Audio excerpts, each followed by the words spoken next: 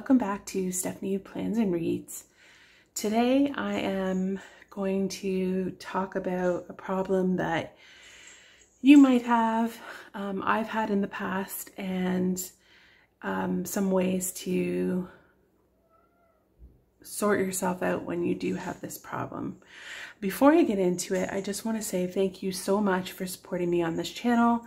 We're growing slowly, a community of people who want to talk about planning and reading and planning supplies and all of those things. So I'm really excited about the channel. If you're here and you're new and you think you might enjoy that kind of content, please hit the subscribe button and the bell so that you know when I post new videos. So today is a video that focuses on a problem that I have had in the past, and we might all have had during a particular time in the recent history, but that is planning when you don't have any plans. So for a lot of us in the community, we will plan even if we don't have things to do. We want a planner. We like planners. And that's fine.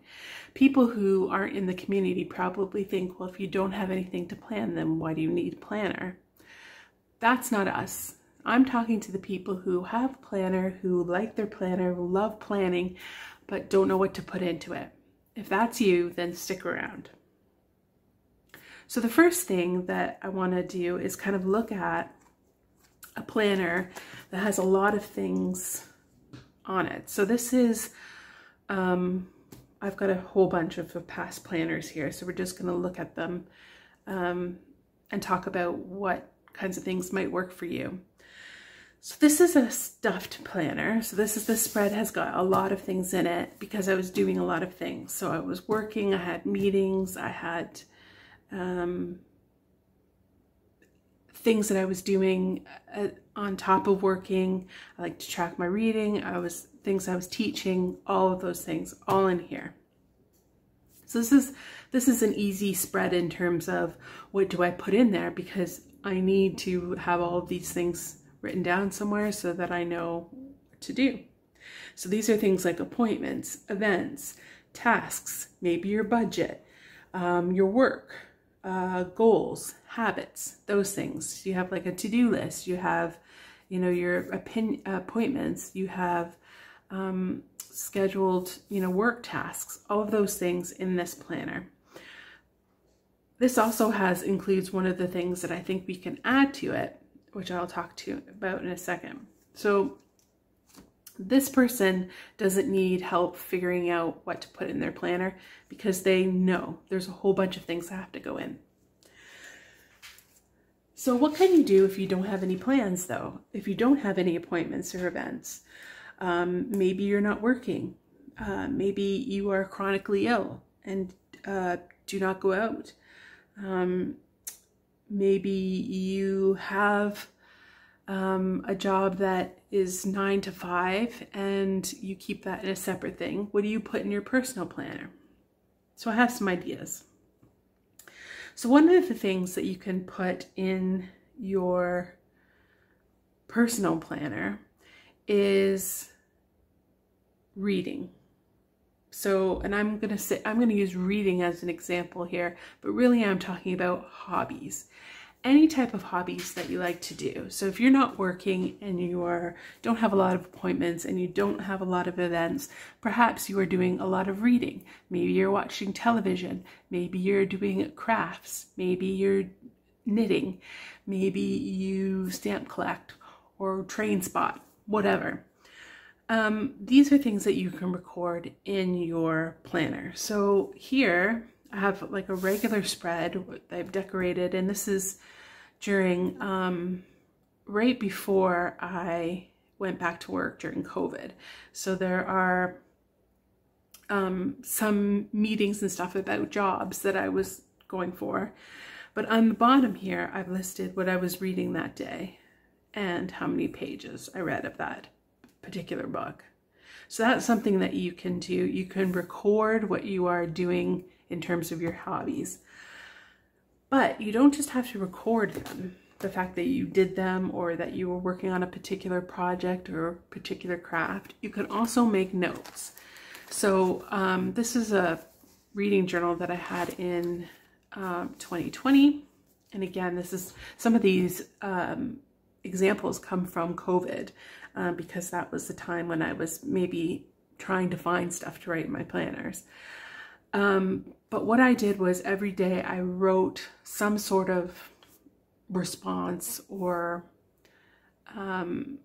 review of what I read that day. So did I finish books? Did I start new books? Did I get a lot of time to read? Did I like what I was reading? Do I hate that character? Do I like that character? Those kinds of things.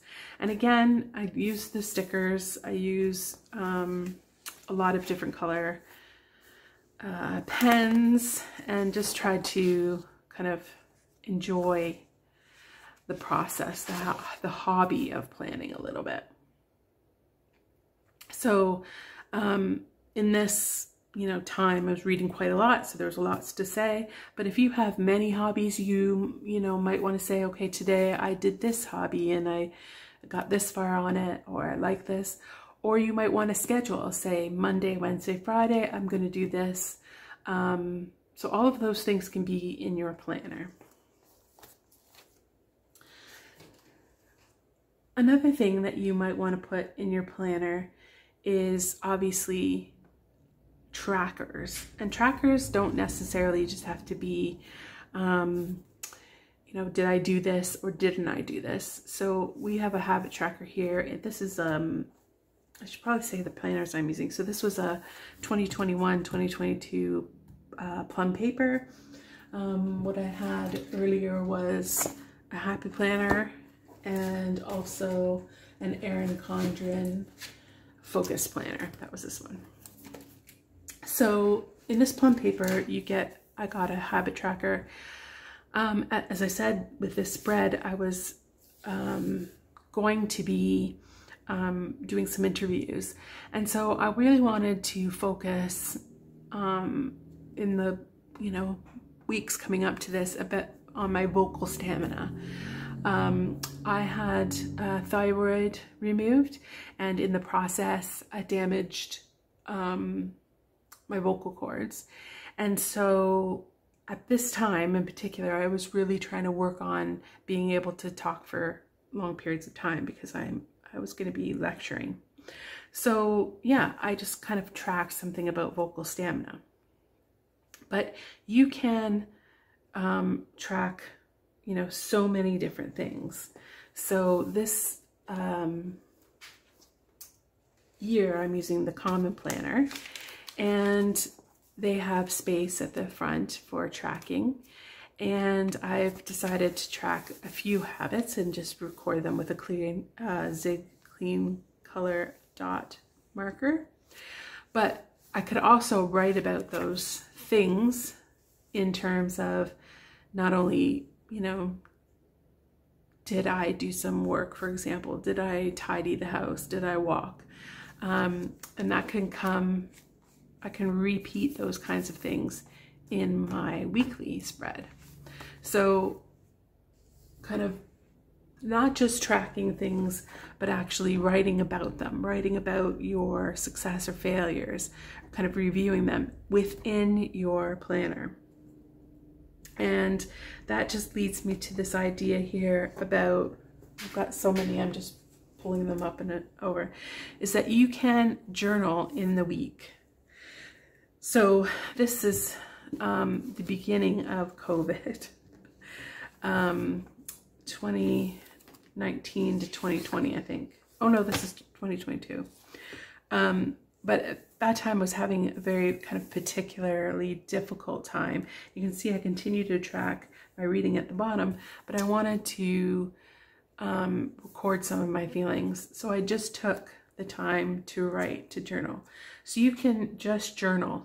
If you don't have anything written down for the day, think about journaling. Think about your feelings. What do you want to write about? Another thing that you probably, and this might feel like, oh, I don't have anything to say because I didn't do anything. But this, there are so many journaling prompts out there. I know Coffee Monsters Co. has got journaling prompts. Not Afraid of Paper, which is Claire from online, is doing journaling prompts. There's lots on the internet. So you can just use a journaling prompt. But also you can, journal about some of the things that you're tracking. So media trackers, book trackers, hobbies tracking, journal about those things. Journal about your, what I was talking about in terms of like vocal stamina, the kind of habits that I wanted to track. Journal about those. Another thing that you can journal about is gratitude. So I do gratitude lists for every day. I don't need this one anymore. So I started to do gratitude a while ago. So this is from 2020, and you can see I had plum paper put in. You can put what you want there. So I had them put in gratitude, and then I would write down what I was grateful for in that day. This is also something that can be turned into a journaling prompt. So in the, what is this? Common Planner, I have written a little, thing about what I'm grateful for. And some days it's a little bit longer, the gratitude list, and some days it's shorter. But gratitude is something that if you are having trouble, if you are finding things difficult, gratitude is journal or writing down things that you're grateful for is really, really helpful to kind of return your mind to things that are a little bit more within your power. When you start gratitude journaling, you may think that you have nothing. The more you do it, the more you'll realize that there's so much to be grateful for. Even if, you're ill or you don't have any work or you don't have much to do, you will find things because you have to create the list, and soon it'll be like you don't even have to look.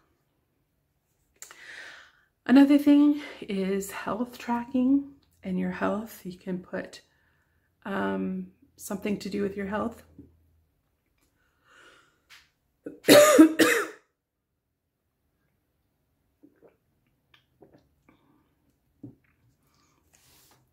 So here I have floss and water, but I also need to do a pill tray. And if you've seen my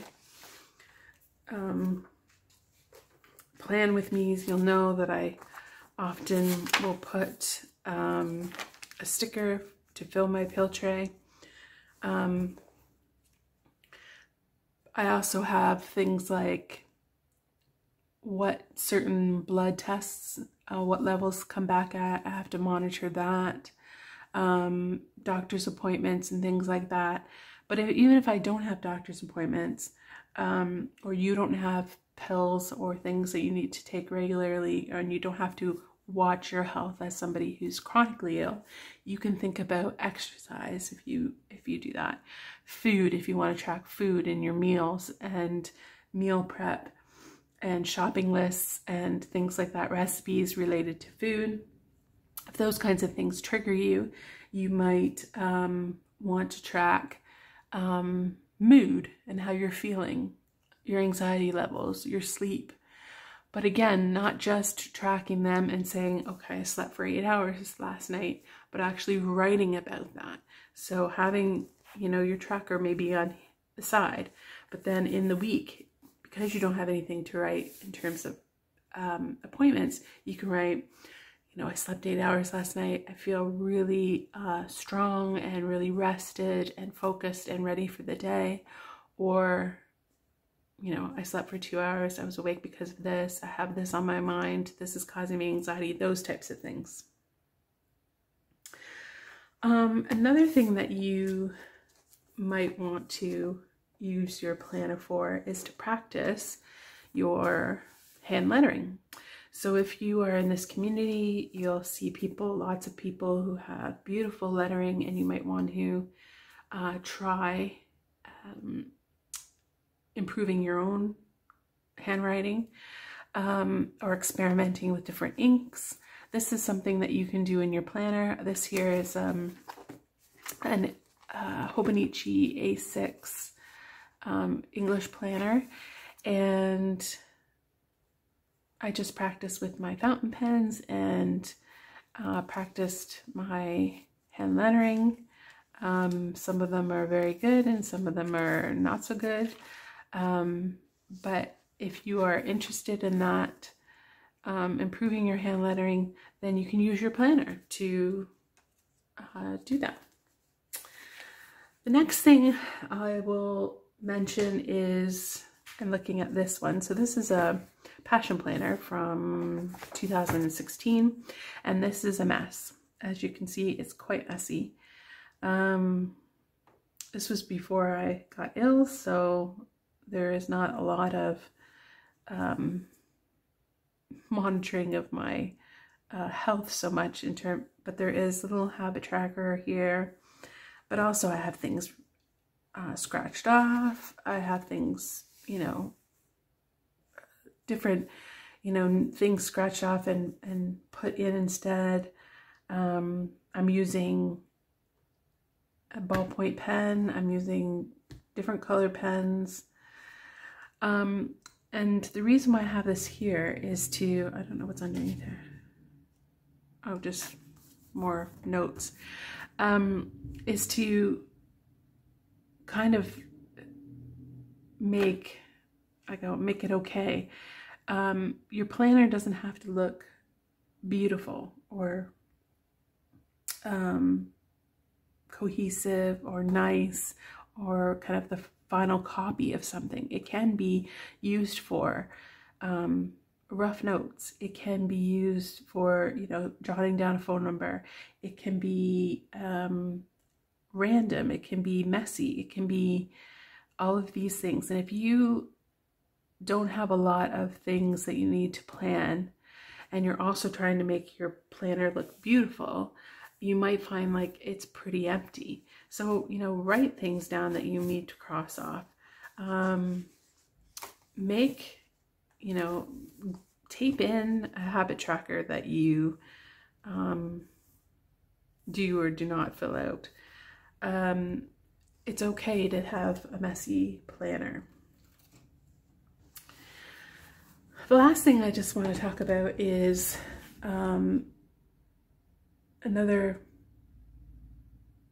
there's two more things. So one other thing that you can do is make collections or lists of things. And this you can do nicely, like I've done here, or it can be, again, this kind of messy, you know, musings kind of all over the page. This is a good way to use the daily pages. If you have a planner that has daily pages, this one has 1 billion daily pages. This is the Common Planner, and I'm using mostly half a page per day. So I have lots of space to do these big kind of lists and to make them nice and everything. But you could also just take your weekly spread and write notes in the weekly spread. So, you know, I think I've done it here at a daily as well, as I've made a list of tombos. I have written out a recipe for banana bread. So all these things, and I'm not working currently at the moment, so I do have time, you know, extra space. And then the last thing is the to-do list. So A to-do list is obviously useful for tasks that need to get done. And so you write a list and you say, okay, I need to get this, I need to do this, I need to do this, I need to do this. And then you check them off. But a to-do list can be a want-to-do list. So things that you hope to accomplish. Here we have a list of things that I want to do. And it's on the Friday and Saturday, so I didn't attribute it to one day. And that's another thing that you can do, is write across the columns. They do not need to be adhered to. And I've written down things like, I want to do my nails, I want to read for school, I want to do these emails, I want to watch television. So every one of these things, it doesn't necessarily have to be things that you have to do but don't want to. It can be things that you want to get done, but in a, you know, I also want to have a shower. Like, it could be as basic as possible. Want to brush my teeth. But don't think of your to-do list as so rigid that it, you know, only needs to go into the column and it needs to be things that you can check off. It can be things like pleasure reading. And also, you can put in things that you're watching, things that you're reading, things that you listen to. That could be part of your kind of media tracker, your media journal, putting things that you're watching, as you're watching some soap operas, and then also writing about them. You can use spaces to make little notes about how you take care of yourself, how you are, if you're not working, maybe you have lots of time to do self-care. And so you are tracking those things. But write the things that you're doing down in a day, not just the things that you have to do, that you're kind of scheduled to do, and that, you know, if I don't do this, I won't, like laundry, for example, if I don't do laundry, I won't have clothes. But also things that you want to do, like watch television, have a cup of tea, things like that. So I hope this video gave you some ideas about things that you could put into your planner if you are not doing very much. If there are other things that you think that will go in a planner, obviously you can have budgets, you can do an adulting kind of lists of things that need to be done in your house or as an adult, your medical appointments, financial appointments, tasks, work things. But these are some of the things that you might not be thinking about when you have all of those things to put in a planner. Sometimes if you don't have those things, you wonder, well, what do I do with it? So hopefully this video gives you some ideas. And if you have any other ideas, please comment down below and share with the group about what other things you put in your planner. Thank you so much for joining me today. I will see you in my next video. Bye.